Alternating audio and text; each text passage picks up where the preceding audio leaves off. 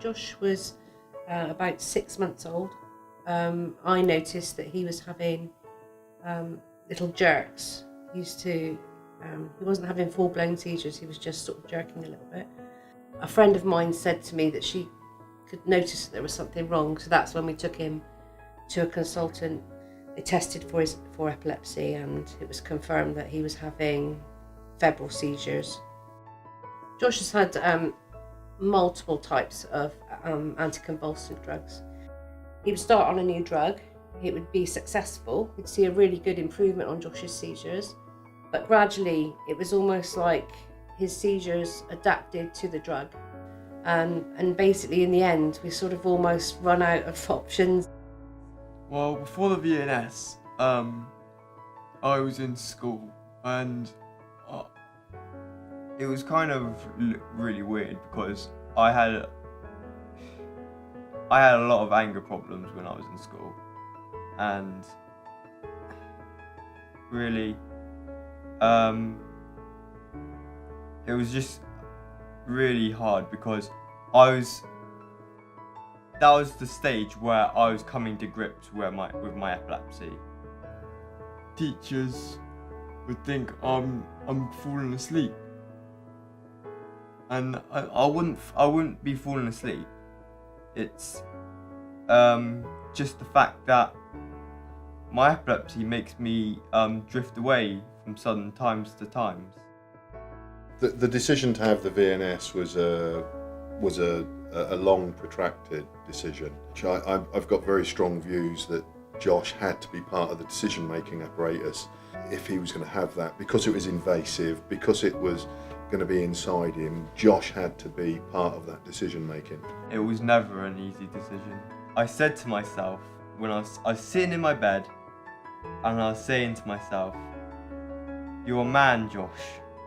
You can do this. As much how hard you've been through worse things than this." Josh had his VNS implantation in March 2015, which was 9 months ago.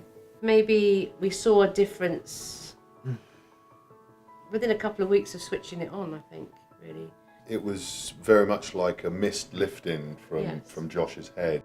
Do you think, since you've had your VNS, do you think it's easier for you to retain stuff in maths and English than before? Yeah, I do. Josh's voice changes when his VNS is cutting in, whereas normally, if we were to go back 12 months ago, instead of hearing Josh's voice change, you'd be seeing Josh jerk. I think we've always tried with Josh with his activities. He does lots of activities. It's always supervised, but he likes to do whatever he can, so nothing is impossible. There's always ways around it. The 10 tours, it's basically a massive walk on a military field, and we camp on there, and it's really cool. I got my bronze last year, and I'm gonna get my silver this year, and it's gonna be amazing. I mean, it's not just like walking 15 miles down the road, it's across rugged moorland. He did it because the VNS seems to work when it needs to, which is when Josh is going through that little bit of seizure activity, isn't it? So I think that's why it's helped Josh so much, and that's why it's been successful for him. We're thinking about going to St Piers College. Yeah. Which is an epileptic college. Specialist college which specialises in epilepsy. I just want to have a better future. I don't want to grow up where I can't read or write.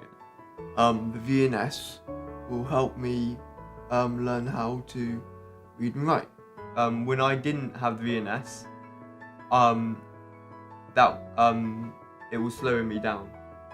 2 or 3 years ago, myself and Sharon sat down, and we were talking obviously about Josh in general before the VNS, and we said that it would be great to have a normal teenager, because as far as we were concerned was that we would have had Joshua with us until our passing days. Forever, yeah, we'd have him forever.